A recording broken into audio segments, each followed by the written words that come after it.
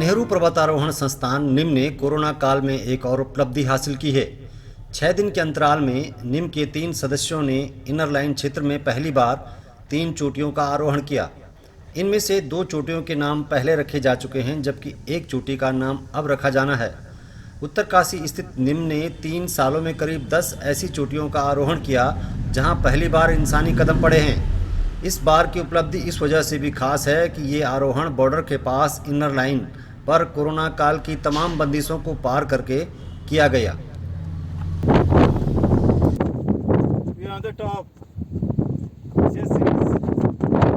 भारत माता की जय! भारत माता की जय! भारत माता की जय! जैसा कि आप जानते हैं कि एनआईएम पिछले कुछ समय से उत्तराखंड हिमालय में जो अनचार्टेड टेरेन है और जो अनचार्टेड पीक है जहाँ पर आज तक कोई नहीं चढ़ा, उनको क्लाइंब करने के लिए काफ़ी प्रयासरत है। इसी सीरीज़ में हमने निम में पिछले 3 वर्षों के दौरान 10 से ज़्यादा ऐसी पीकों का आरोहण किया है कि जो आज तक किसी ने चढ़ी नहीं थी, जो कि अनस्केल्ड और अननेम्ड थी। इसी श्रृंखला को जारी रखते हुए हमने पिछले हफ्ते 27 तारीख से लेके 3 तारीख तक आज तक हमने इस एक्सपीडिशन जिसके दौरान हमने नागा नीलोंग के आगे, इनर लाइन के आगे इन 3 पीक को क्लाइंब करा। ये तीनों पीक आज तक कोई नहीं चढ़ा था और इन तीनों पीकों को चढ़ने में हमें 7 दिन का समय लगा। लेकिन सबसे इम्पॉर्टेंट बात इसमें है कि ये तीनों पीकें हमने कोविड-19 के दौरान, जहाँ पर कि बहुत ही चीज़ों में संयम रखा हुआ था, छोटी टीम और काफ़ी गाइडलाइंस थी जो गवर्नमेंट ने इशू करी थी, उनको ध्यान में रखते हुए हमने एल्पाइन स्टाइल में इन पीक्स को क्लाइंब किया, जिसमें हमारी शॉर्ट टीम थी, 3 मेंबर्स की टीम थी, शॉर्ट ड्यूरेशन 6 to 7 डेज और मिनिमम सिग्नेचर को हमने छोड़ा उसमें और एल्पाइन स्टाइल में इन तीनों पीकों को हमने क्लाइंब करा। सबसे इम्पॉर्टेंट बात इसमें कि ये सारी पीकें इनर लाइन के आगे हैं, इनर लाइन के आगे और जो हमारा LAC है उससे 10 से 15 किलोमीटर पीछे हैं। इस दौरान जो हमारे उत्तराखंड गवर्नमेंट और भारत सरकार का जो पहल है कि इनर लाइन के आगे एक्सपीडिशन को छूट दी जाए, उसी को हमने ध्यान में रखते हुए इन पीकों को क्लाइंब किया। और हम चाहते हैं फ्यूचर में जो उत्तरकाशी है वो एडवेंचर स्पोर्ट्स का सिर्फ भारतवर्ष में नहीं पूरे वर्ल्ड में एक हब हो, और इसी सीरीज़ को जारी रखते हुए इसी श्रृंखला में हमने इन 3 पीकों को क्लाइंब किया और उम्मीद कर रहे हैं कि आने वाले समय में इसी तरह जो भी इनर लाइन के आगे अनस्केल्ड अननेम्ड पीक हैं उनको चढ़ें और एडवेंचर स्पोर्ट्स को उत्तराखंड में प्रमोट करें। Nehru institute of mountaineering Uttarkashi के लिए एक उपलब्धि है एडवेंचर के फील्ड में काम करने के लिहाज से, और आज एनआईएम ने एक नए माइलस्टोन को छुआ है जो न सिर्फ पर्यटन के लिहाज से बल्कि साहसिक पर्यटन के लिहाज से भी महत्वपूर्ण साबित होगा उत्तरकाशी के लिए। हमारे साथ माधवेंद्र रावत हैं जो न सिर्फ होटलियर हैं बल्कि माउंटेनियरिंग में भी काफ़ी अनुभव रखते हैं। माधवेंद्र जी, स्वागत है आपका मेरू व्यवहार में। धन्यवाद। सबसे पहले ये जानना चाहेंगे कि एक नई उपलब्धि है, एक अननेम्ड और अनस्किल्ड क्या कहा जाता है उसको? Virgin peak. अच्छा, वर्जिन पीक कहा जाता है। तो ये जो कॉन्सेप्ट है पर्यटन की दिशा में एक नया है, ये इसको किस तरह से समझाएंगे आप लोगों को? ये कुछ सालों पहले अटल बिहारी वाजपेयी जी के नाम पे भी एक अननेम्ड पीक का नाम रखा गया था कि उन्होंने कहा था कि काफ़ी हमारे इलाके में जो फेमस जगहें हैं उनके आसपास बहुत सारी पर्वत श्रृंखलाएँ ऐसी है जो बहुत ही खूबसूरत है और उस पर कोई जाता नहीं है, उनको वर्जिन पीक कहा जाता है। तो उनको चढ़ने उन पर भी क्लाइंब करने के लिए उनको सबमिट करने के लिए भी एक प्रक्रिया शुरू की गई है, तो इसी का हिस्सा है ये। अच्छा, ये कहा जा रहा है कि 3 सालों में 10 पीक्स ऐसी हैं, 10 से ज़्यादा पीक्स ऐसी हैं जो निम ने जिनको चढ़ा है और जिनके नए नाम दिए हैं। क्या प्रक्रिया होती है इसको लेकर के? कौन कौन सी खास पीक हैं वो? ये तो क्योंकि मैं उतना टेक्निकल हूँ नहीं, एनआईएम इसमें ज़्यादा एक्सपर्ट है, पर उनका एक IMF का एक क्राइटेरिया होता है, शायद माउंटेनियरिंग का एक क्राइटेरिया होता है, उसके हिसाब से ये लोग उसको देखते हैं और फिर चढ़ते हैं।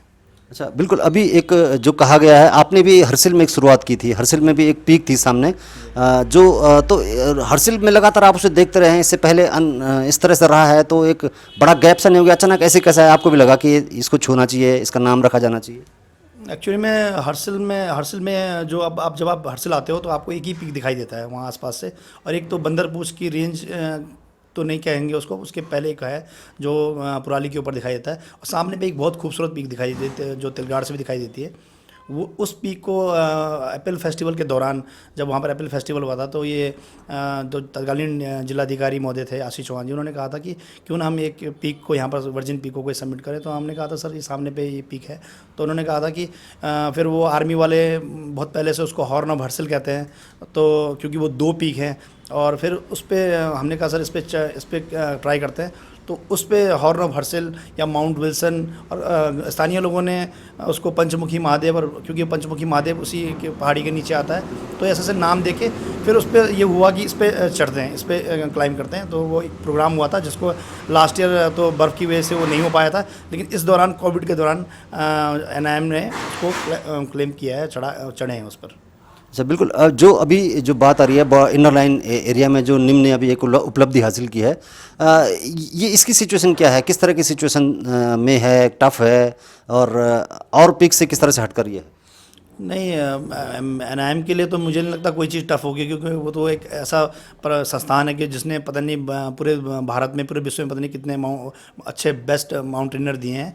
पर उनका एक वो है कि वो देख रहे हैं, क्योंकि इस दौरान क्योंकि आवाजाही हो नहीं रही पर्यटकों की, और सब कुछ उनके पास काम भी नहीं है, तो उस दौरान वो उसका यूटिलाइज़ कर रहे हैं अपने इंस्ट्रक्टर का, जो उनके पास बहुत बेहतरीन इंस्ट्रक्टर है, और ये नियर भी है, बहुत नज़दीक है, और इसलिए आसपास के वो चढ़ रहे हैं। और जो अभी ये इन्होंने निलोंग में जो चढ़ा है, ये काफ़ी 1-1.5 साल पहले से बात हो रही थी कि ये लोग वहाँ क्लाइंब करेंगे, और उन्होंने किया है। बल्कि अभी हमारे जो कर्नल बिस्ट साहब हैं, अमित सर जो है NIM के प्रिंसिपल, उन्होंने भी कहा है कि हर्सिल के आर्मी कैंप के ऊपर भी एक पीक है, जिस पे बहुत पहले भी एक बार प्रयास हुआ था, वो अधूरा रहा था, उसको भी वो क्लाइम करने वाले हैं, उस पर वो चढ़ने वाले हैं।